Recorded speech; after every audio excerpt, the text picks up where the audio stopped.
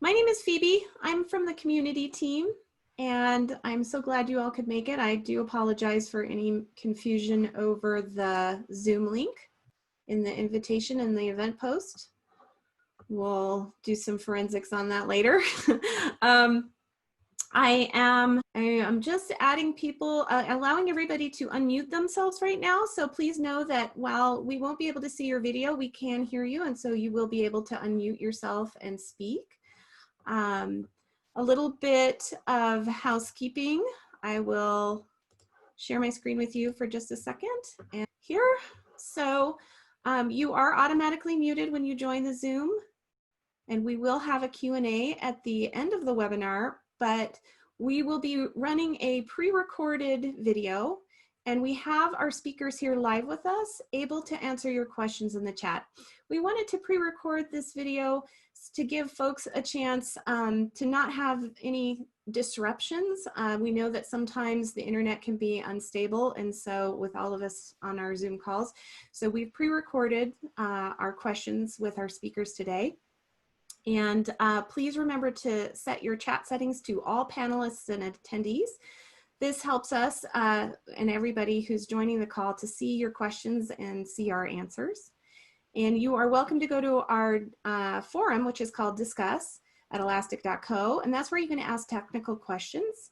And we will be recording this, and it will be available, and we will send it out to everyone who has joined the call at a later point. So from here, I'm going to stop sharing and introduce Jenny Morris. Jenny, why don't you go ahead and introduce yourself? Sure. Thank you, Phoebe. Hi, my name is Jenny Morris. I'm a solutions architect at Elastic.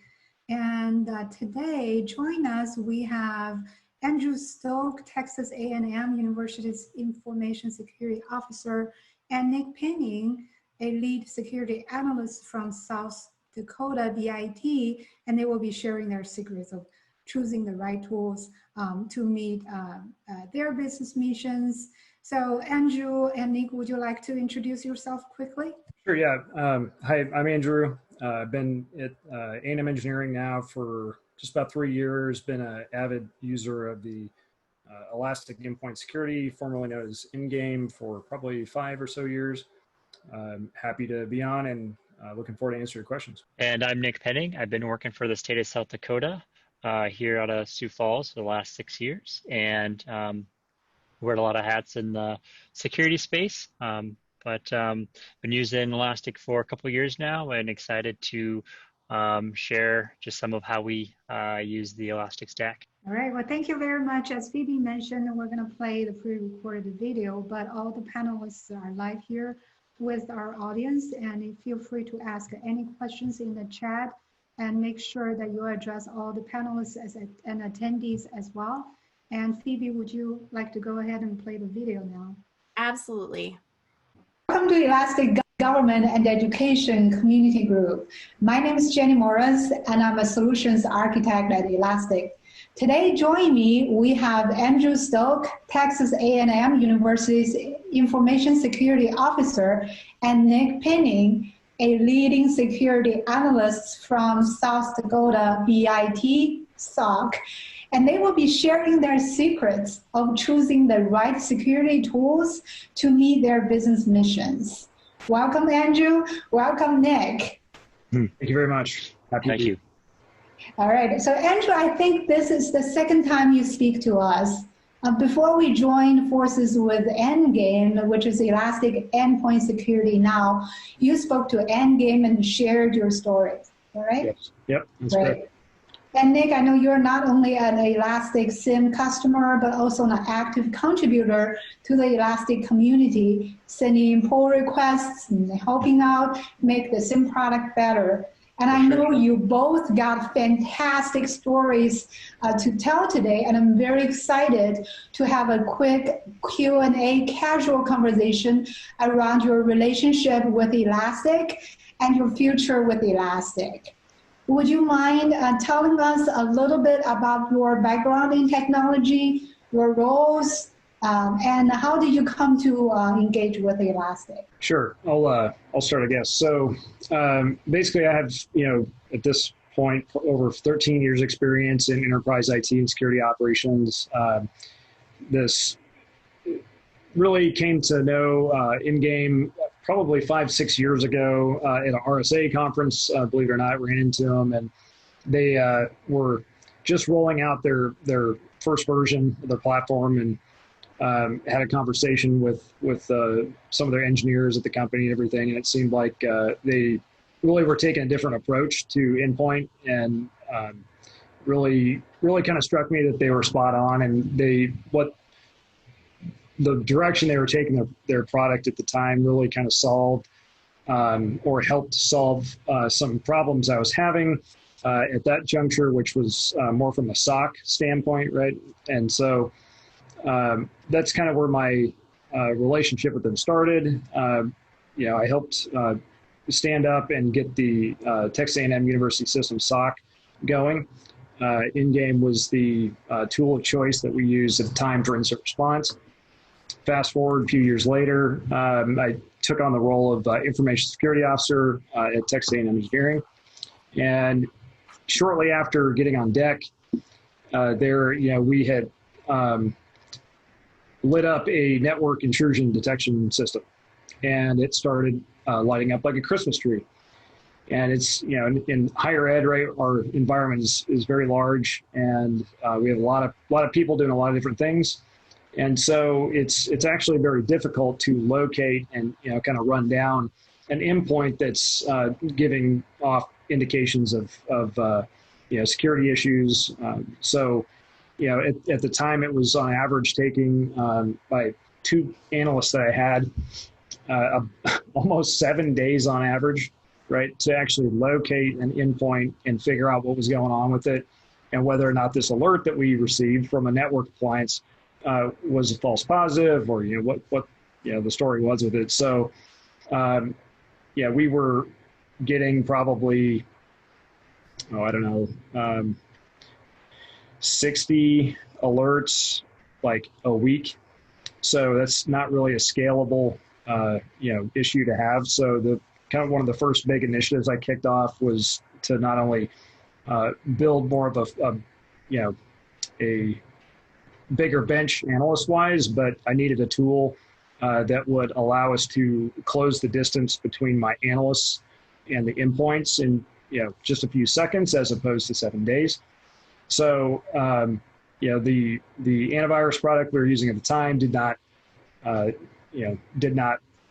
fit that bill. So we kind of went out and started looking at what was on the market at the time.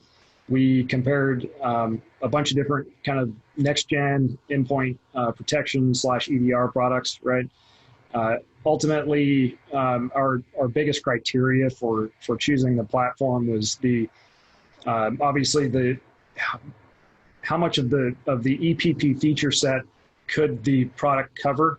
So anti-malware, anti-exploit, the EDR component of that, and then we had already began building a lot of our, kind of our operations framework around MITRE attack matrix, right? So we also wanted to see the product support the MITRE attack. And then because we're, doing a lot of research and whatnot, we have a lot of scientific equipment and high performance computing platforms. We have pretty much every operating system you can shake a stick at, but it boils down to Windows, Mac, Linux, and Solaris. So we needed a product that could cover all 4 of those platforms. And then, as I mentioned before, scientific, I'm sorry, we're going to have a small work from home event here.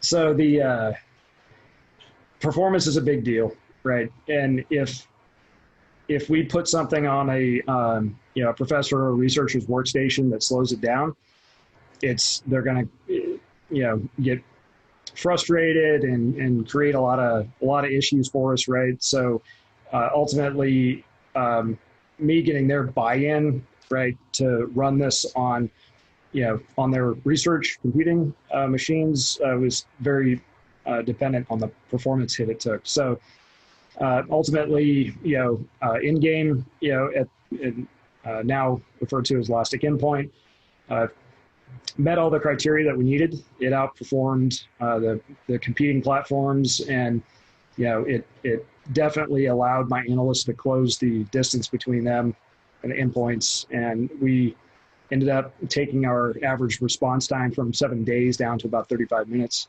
So that definitely met that kind of business requirement, if you will. So I think the only other thing I'd mention on that, as far as how they stood next to their competitors, is that I felt like the people who are building the product actually understood the problem they were trying to solve, whereas with some of the other vendors, I really didn't feel like the sales engineers or even the software engineers could really articulate the problem that they were trying to solve, or really fully understood it. And that was actually a pretty big deal to us, right? Because it's always nice to know that the people building your product truly understand the problem space they're working. That's awesome. That's awesome. So from 7 days to 35 minutes. That's right. What an improvement.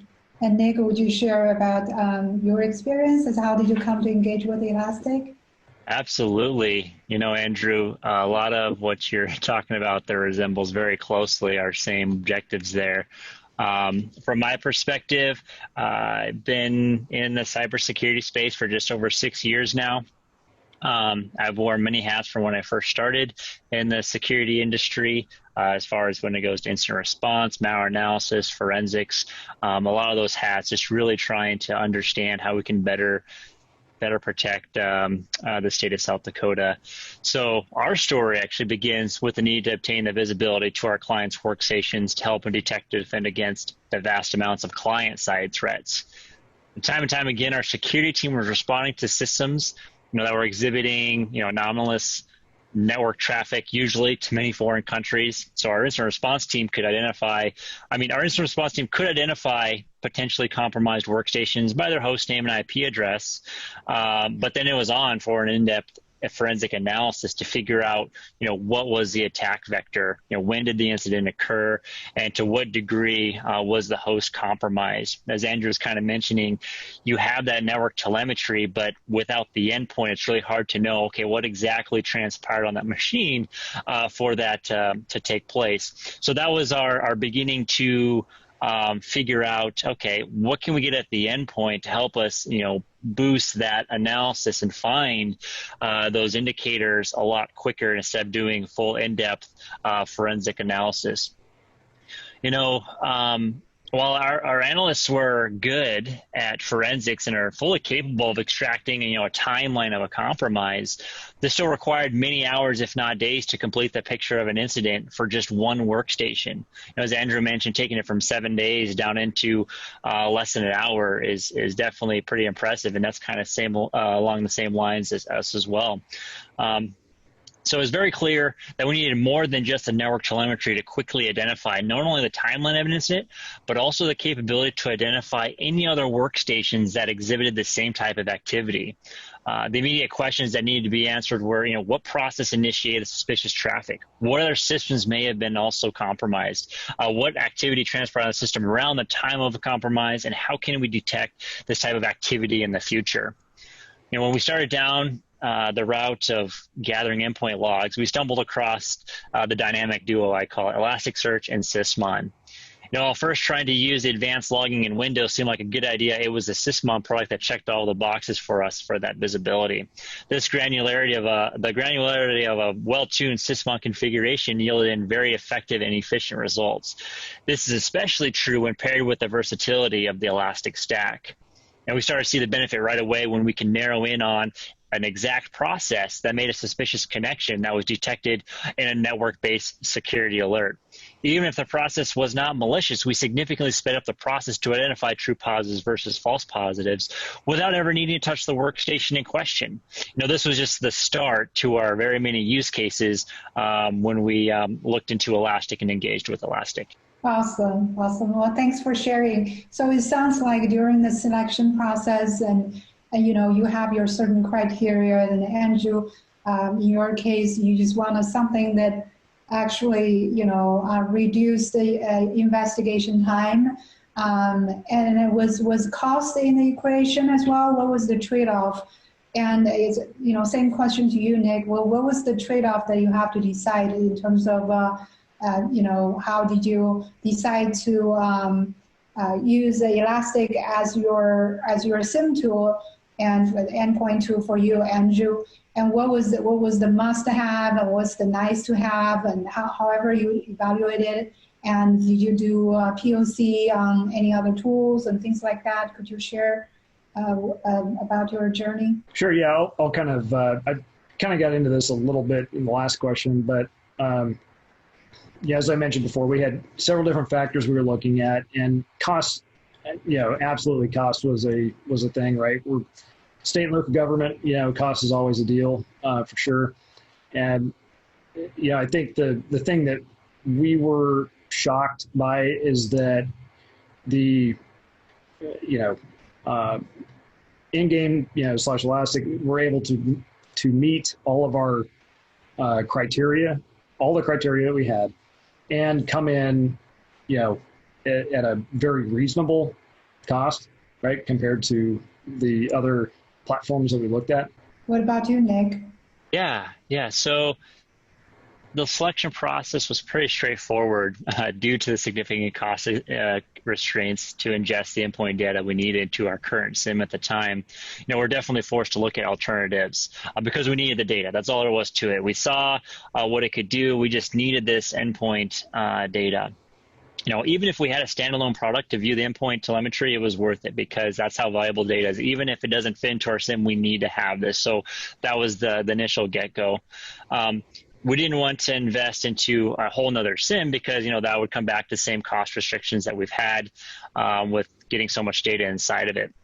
So at the time we explored Elastic, it was simply an easy way for us, it was simply an easy way to search and visualize data. That was all we needed to get off the ground to quickly benefit from our endpoint logs. We were sold on Elastic when we understood how easy it was to ingest the data using WinLogBeat. We were so confident that we did not even bother to look for another product. Elastic really stood out because of the open source nature and how it did not take a single person from Elastic to begin a proof of concept and get nearly 3,000 devices into the platform with zero support or guidance from the company. Not to mention, we didn't spend a dime on the product at this point. It truly was the openness of the product that allowed us to build out exactly what we wanted with no strings attached. I can't think of another product that is this robust that allows you to use so much product at scale without numerous sales pitches and engineers to get you up and running. Eventually, we saw that we could extend the capabilities of the Elastic Stack and gain support by purchasing a license, which keeps our management happy knowing that we can have experts available to fix any significant issues that may arise. But again, it's truly amazing what you can do with a product, again, and how much you can use without having a conversation with Elastic themselves. Awesome. So it sounds like for you, Andrew, it's the cost being really reasonable, and also it met all your criteria at the point. So it's just no brainer. And Nick, to you, it's like the fact that Elastic is open source and free and open and to start out. And also you really liked how fast you could just ingest data and spin up the dashboards and to view the live data. Is about right? And that's where Elastic. Absolutely. Yep, absolutely. Awesome. Anything else that just made Elastic solutions stand out? And did you actually try out other solutions, or you just look at it and say, this is it?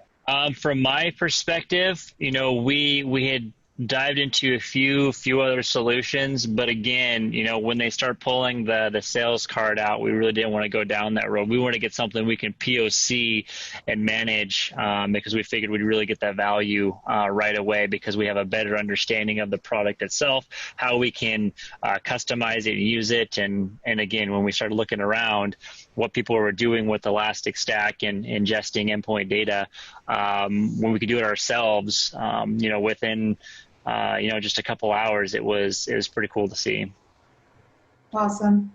And kind of the same story for you, Andrew?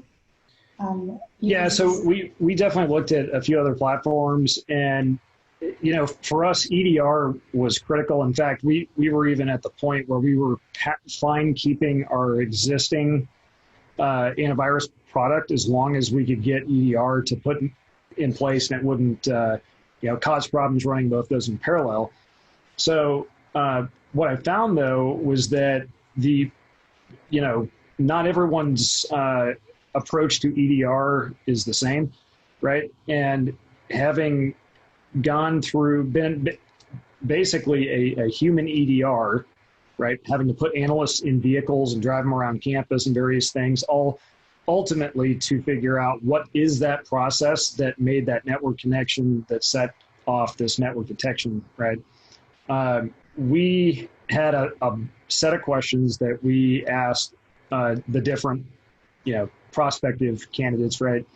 And not one of their platforms was able to actually get to that information in a reasonable amount of time, right? It's like it was still really jumping through hoops and loops to try to get to that. And then even if you did, the things that you were able to do, the actions you were able to take in order to respond to whatever that was just not, you know, sufficient for us. We'd have to go put another body in a vehicle and have them drive to wherever that endpoint is in order to take an action on it, or we'd have to drop a ticket in with IT and wait till IT did something with it, which contributes to that 7-day response time. So for us, it was pretty obvious decision.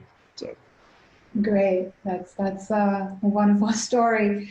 All right, so could you tell us a little bit about your deployment implementation experience? Sure, yeah. So it was really a very straightforward deployment, right? We pushed the endpoint sensor out to right around 10,000 endpoints, you know, and as I mentioned before, we have a variety of different operating systems that we're supporting, right? And we did not have any issues on any platform. Yeah, we have the sensor running on submarines, UAVs, you know, president's workstation, you know, so on and so forth kind of thing, right? So the deployment was, yeah, very straightforward. Shortly after we finished, they actually, the SaaS version became available, right? And so they, you know, offered the SaaS version to us. We migrated over to SaaS, and we've not looked back since. It's been great. So. Awesome. So, yeah, so from our side, as far as the deployment goes, implementation, that experience, I can share a little bit of our story on that. So we began our proof of concept with getting Elasticsearch and Kibana up and running, followed by ingesting those security events from WinLogBeat, like I mentioned. So pretty heavy Windows focus for us. We had another use case that came about for logging, and that was the app locker events. You know, we wanted to enforce app locker, and well, you're going to need some events to do that. So that'll help us eventually enforce whitelisting across the organization. There were some of the events that were able to easily ingest that, in the end, the value began to get revealed in front of us. Once we were comfortable with ingesting the data from a few endpoints, we could see. We could use Kibana effectively. So then we took it up a notch and explored the Sysmon data. This again to get our analysts excited because of what we could see on the workstations. Even more exciting was how fast it was, because the amount of data that we were able to collect and how fast it was to search was just was great for analysts. We decided to then look at using Logstash because we heard about log enrichment, where you could add more data to the event before it even gets indexed. And it was a new concept for us at the time, and we thought that was pretty cool. We saw a lot of use cases from that. So we decided to do that, add Logstash to the stack. And then we learned that you could manipulate logs in a variety of different ways when they're sent to storage. And again, just the built-in integrations that Logstash has as far as the plugin functionality. There's just so many things you can do with the data. For example, the GeoIP information, very beneficial there to just have that built right into the product and enrich the data as it gets sent through. So Logstash was a big win for us. Now there was a little bit a learning curve for us. When we're trying to get getting the right certificates created, stored in appropriate locations for configurations, all the secure store stuff. There's a lot of things to make sure that your stack is secure, and really on your own could be a little bit of a challenge. But we're definitely confident that, as we went through deploying our Elastic Stack, that we're ready for a more productional long-term solution, given all the tool sets in front of us. So for us, we leverage Elastic Stack in a Windows environment. I sense every time I say that, I sense an Elastic engineer is probably shuddering. But we are running a virtualized Windows environment, and then although we're not Linux experts, I'm here to tell you that you can run a solid Elastic Stack cluster on premise and keep up with the main demands from your SOC analyst to effectively search your many volumes of security telemetry. Awesome. That's so it sounds like, the whole adopting the Elastic Stack, Kibana, and Logstash, that process was just really smooth and met your business needs. And then that was a few years ago, right? And I know you guys have all been extremely successful and with the Elastic products and to meet your business missions. So is there, any wisdom for the new customers and users who just started the Elastic security journey? Any words? I think, from my standpoint, getting the endpoint, kind of battleground, calm down, getting the visibility out there, getting my analysts to reach out to the endpoint has done things for our security, both in terms of prevention and response, but just in awareness, right? Like having that visibility has given us insight into security issues that we never even knew existed, right? If you have a large, complex environment, there is nothing like having that endpoint sensor out on, everything in the environment, being able to take something that you see on the network and very quickly with just a single query, find what that was on an endpoint, find it on other endpoints, find ultimately what caused it. And, I think for us, we kind of had a feeling this was happening, but it's really hard to determine it, because unless you are able to ultimately get to your endpoint telemetry, you can't truly understand how the non-malware based attacks are working, right? And that was having the adversary behavior detections that we get with the Elastic Endpoint has been huge. And we found out that more often than not, the attacks that we experience are not malware based, right? And if you are not, you can get some of that stuff with a SIEM. On the other hand, it's still really hard to determine whether or not that was valid user behavior or not, unless you can immediately see it over here on other endpoints and see how that user, what that user account was doing over here as well, right? So from our standpoint, we have gained a level of visibility and kind of confidence in our environment that I never thought was possible. And go ahead. Yeah. So what I'm thinking is a lot along the lines of what Andrew's saying there. There's going to be a lot of those techniques where the attackers are living off the land, and whether that's benign activity or malicious activity, you got to be able to record both sides of that. If they're using PowerShell for good or bad, you got to have that. You got to have that data to identify those types of. Even if it's after the fact, at least you had the telemetry to go back and identify that. Even if you believe it's too late, it's still having that information is very valuable. So you can piece together, what might have been that initial threat vector, how did they get in initially, and what damage was done. So I can't, tell you how much that endpoint is very critical, and in the long term of just understanding what may be benign and what may be malicious, because more and more it seems that the attackers are using tool sets that are just built into the operating systems you're running. So I'll just kind of echo again what Andrew was saying there.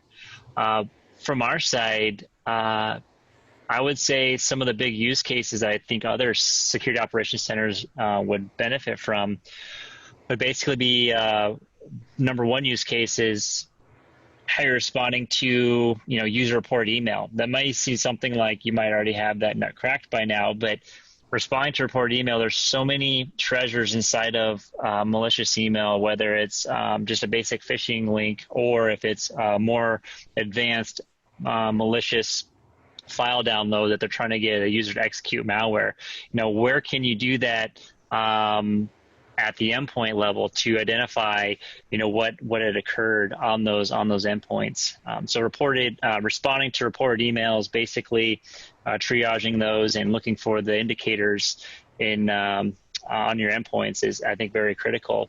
Another use case is if you are leveraging a Windows environment and you have the capability to enforce app locker, Windows events are there. You can enable some group policy and start ingesting those events and just see, well, what does it look like if I wanted to start using a blacklist or whitelist with app locker? That was a big, easy use case that we could leverage. The third thing is just the alert and response capabilities.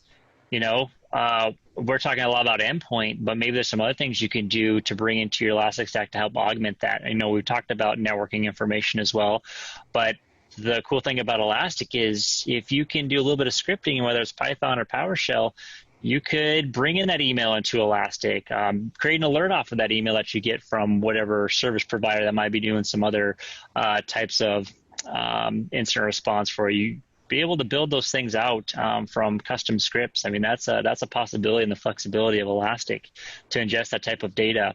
And the two last use cases I'll mention real quickly here is vulnerability assessments. Bring in your vulnerability scan data, bring that into Elastic so you can quickly triage that information and then start to identify your weaknesses and start remediating those vulnerabilities as quickly as you can. And then lastly, to tie all that stuff together is how you're doing all that stuff when your devices leave your network. As I kind of mentioned before, we're leveraging Logstash. You can architect your Logstash and Elastic environment in a way that if anywhere that your endpoints may be living, as long as they can connect to the internet and reach your maybe an external facing Logstash node, go ahead and bring those events into your Elasticsearch on-premise and then search those and then start to prioritize those devices that are in the coffee shops or on home networks and those places that, you don't have your all of your layers, or you might not have all of your firewalls, IPS, and those extra layers when they leave your network. So how are you monitoring the off-premise? And Elastic offers all the tool sets to be able to do that pretty effectively. With all their beats line, and then the Logstash, and of course storing that all in Elastic. So I think that would be my top use cases I'd recommend for those looking to get into Elasticsearch. Yeah, That's awesome. One use case I actually forgot to bring up, but I think it definitely applies with endpoint. I'm looking forward to actually the first time we get to use the Elastic Enterprise SIEM for incident response, right? So my team acts as an incident response team for the A&M system, and also the Texas Division of Emergency Management, who handles statewide cyber, incidents. So in end of 2019, almost a little over a year ago, we had a statewide ransomware attack. And my team were responsible for leading the kind of the technical investigation, incident response part of that. And we used, Elastic Endpoint to roll out across all of the victims. It was like over 700 machines or so, to ensure that while we had the recovery operation underway, that we didn't have anybody get back in the environment, that we made sure we had it all cleaned up and everything. And so my team was able to provide full forensics and just operational support to all of the victim municipal entities without ever having to leave our operations center here in College Station. So we're planning on using the Elastic Enterprise SIEM the same way, where we basically drop a new instance or a new index or whatnot for our IR engagements. So, but for incident response, there's nothing like that technology assisted kind of remote IR. It's really good stuff. Great. Those are just great use cases that all the wisdom that you share with the new customers and users. Thank you so much. And I do have a last question, but not least, what does success look like for you and your team moving forward? How do you see Elastic continue to help you with your future success? So personally, I'm looking forward to having our SIEM and our endpoints kind of consolidated under one shop and under one product line, if you will. I've used Elastic probably kind of on and off over the last 8 years, right? But I have not had an opportunity to use the enterprise Elastic, and we're recently are in our POV for SIEM and are very, very pleased with it. So I'm really looking forward to actually now getting after a lot of the what Nick was talking about, that he's on his side of things. So that's, I think, for my side, seeing the success with the SIEM, right, and obviously just the kind of finding continued ways we can use it for IR and our daily operation stuff. Yeah, and just for us, we have many plans on how Elastic can help our security operations center become better at detecting and responding to threats across the infrastructure. Future success will include deeper integration with our open source security incident response platform, taking advantage of the pre-built Elastic machine learning jobs, and lastly, creating our own machine learning based on the alerts and custom log sources to bring analysts closer to identifying threats even faster than ever before. So that's for us. There's still a lot more product we're not leveraging yet. We have it, we own it. It's just putting the time to start improving it even further. So that's kind of from our side. That's awesome. And I know that, Nick, actually, you guys were interested in Elastic Endpoint Security as well. Absolutely. Yep, Yeah. absolutely. I should have mentioned that as well, Jenny. Definitely looking into the Elastic Security Endpoint product as well. That would obviously be a huge step forward for us as well. It's kind of like having Sysmon out there only with teeth. Exactly. That's what we need. All right. And just so good to hear that our Elastic Security solutions have enabled your business so much, and you and your team, it sounds like you have done fantastic jobs. So congratulations, and thank you so much for your partnership.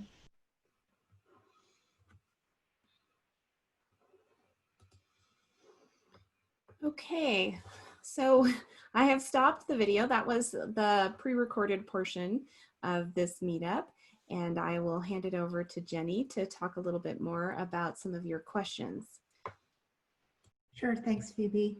So it sounds like we have a few questions in terms of, how Andrew, I see you answer the questions. And the last question is about encryption. So we do have, I believe that's a commercial feature. It's encryption at rest feature. So you can, okay, I just see another question coming in saying that got it, but would it encryption while in RAM be desirable? I can take that if you want, Jenny. Sure. So largely the data that's returned from in-game is telemetry, right? So it's kind of like net flows, but for an endpoint. There are some response capabilities that would allow you to pull content back. So you have to kind of use a combination of technology assisted encryption at rest, like what's built into the Elastic Stack, but also just good practice, right? Like our our security team, we have a pretty extensive amount of procedures that we use for operating with an EDR, but it's not unlike any other EDR out there, right? And I would say that it's definitely necessary to stop the adversaries that we deal with this day and age. But you also do need to be careful and take the proper precautions to protect your operations.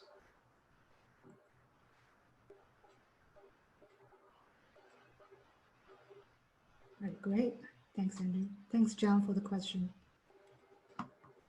Any other questions in regards to Elastic Endpoint Security or SIEM or the integration or anything around Elastic Stack?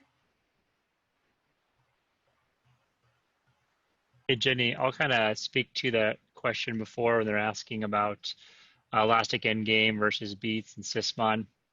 I will say that the Sysmon integration with Elastic is pretty solid. If you're using the WinLog Beat to forward those events from your clients, it does a lot of that pre-parsing to get into Elastic in a very common schema, using Elasticsearch common schema. So I definitely push for that if you don't have any type of endpoint detection logging. So if you're looking for those process create events, those process network initiations, DNS queries, things like that, Sysmon is a good way to go, and that's developed by Windows sysinternals. But yeah, I think it plays very well, and definitely something to at least start for understanding your environment and seeing what's going on there. Sysmon doesn't have those prevention mechanisms like the Elastic Security Endpoint product does, but it's a good start to at least understand and see what's happening in your infrastructure. Thank you, Nick. That's very valuable explanation. Yeah. So as Elastic Endpoint Security, that right now we have a separate endgame platform, but we are on the path of migrating all the features from endgame platform, Elastic Endpoint Security platform, back to the main Elastic Stack. So everything will be on Kibana. So that is the roadmap. So you will see as more releases coming out, you will see more and more features, endpoint security, endpoint protection. Right now in 7.9, there's only a malware protection that you can do it with 7.9. So if you haven't tried that yet, I strongly recommend you try it out because it's under basic license open source at this point. But any other questions at this point? Okay, we have another one. Does the Elastic Endpoint replace WinLog Beats plus Sysmon? I could take that one, Jenny. We've been looking at, I think Ruben he just made a comment in there. We've been looking at the endpoint, Elastic Endpoint Security product, and Sysmon does give a lot of data that's similar to the Elastic Endpoint, but I still think there are different use cases for both. So it's going to be based on your use case and what you're going to use with the product. So the short answer, no, but it's good to understand what value can both give you. So the Elastic Endpoint, though, is nice with the prevention mechanisms. You'll have to go read about that in the 7.9 release and what that entails. But yeah, that's something we're also looking into as we understand the Elastic Endpoint Security product. But yeah. So Andrew, would you like to add more to it in terms of how you use endpoint security, the EDR, EPP that you do today? Sure. So, and just kind of a reminder, right? I'm currently on the older in-game platform, right? Like kind of the model and version before it they started to kind of integrate it into the Elastic agent. So today, basically, what I'm using will allow us not only on the prevention side, but also the hunt side. It has a very powerful engine built in for basically performing queries on large sets of endpoints and pulling all that information that you're querying, whether it be processes or network connections, loaded drivers, so on and so forth. It'll pull it all back and rack it and stack it nicely so that you can analyze it, in kind of your different hunt routines and stuff. The other thing that it allows you to do is it collects different endpoint events from like kernel events, right? Like process creation, network connection creation, PE loads, various things. And it stores those locally on the endpoint, right? So you can write queries that will go out and query for things that have happened. The thing that we're in the process of doing right now is integrating our, basically our in-game sensors to where they will now exhaust all of those events into our Elastic, our Elastic enterprise stack. So we can now use the Elastic platform to query those in mass, and we don't have any issues where if an endpoint's not turned on, then we can't actually query the local store on that. So the events are, I don't think it's as robust as Sysmon, but it covers many of the ones that you would need. So. Well, thank you, Andrew, for the comment. So yeah, just to wrap up this question, does the Elastic endpoint replace WinLog beats and plus Sysmon? And the short answer is no. And as Andrew and Nick explained, but they do complement each other, right? And so that's why, Andrew, and if you want to talk a little bit about how your POV experience, and now you have all the endpoint data into Elastic. Now you combine the WinLog beat and Sysmon, all these Windows event logs, and now it really allows you to see the whole picture, right? Yeah, it's actually pretty exciting. We're like I said, we're currently in the POV for Elastic Enterprise, and we have a segment of our endpoints exhausting the events into Elastic. We have a bunch of our Windows servers sending Windows events, and our Linux servers and various things, and we're getting logs from a bunch of different sources that we typically collect to. And now we're getting all of those integrated together, and we can finally kind of achieve correlation across both network and endpoint events. So that's pretty cool. There's a question about the log encryption. I'm going to grab that, Jenny. Sure. Okay, we have two questions now, is it? Log encryption, and Sheldon just asked, we now have our Elastic endgame data pumping to Elastic Cloud. Super excited to start. Okay, awesome. And prior to that, Tariq was asking the deployments to maintain the logs encrypted. Yes, if you're on a commercial feature, yes, the encryption at rest, and so the logs are encrypted on the disk. And also, if you're on open source and if you just play with Elastic at this point, you don't have to do any of those. But in production environment, at least we strongly recommend you have TLS, at least make sure that all the communication among different nodes as well as outside are the communication is encrypted. And as a note, the events that are stored locally on the endpoints from the in-game sensor are also encrypted. Thank you.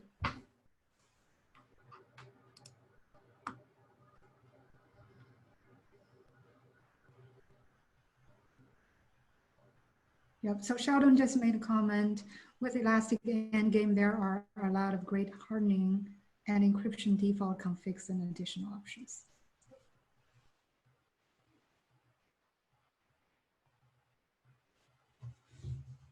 So we have 2 minutes left. Any last minute question?